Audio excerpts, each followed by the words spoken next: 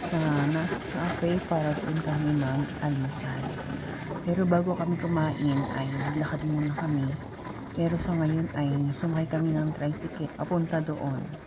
Kasi medyo malayo-layo din to. Pero bumaba kami at naglakad.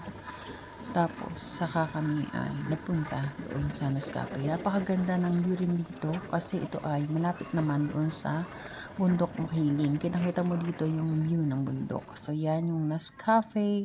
Ito yung paborito namin na puntahan at kainan din dahil mura lang ang pagkain dito.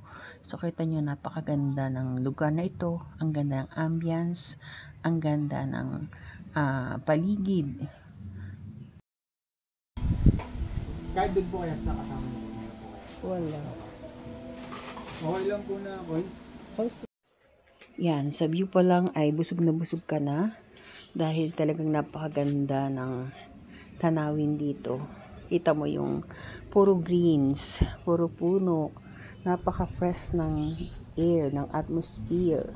Kaya talagang gaganahan kang kumain dito. Sulit talaga, babalik-balikan mo ang lugar na ito. Kaya talaga naman, pinupuntahan namin talaga ito. Dinadayo namin ito. Yan na, ang aming pagkain. Ready na. Kain na tayo.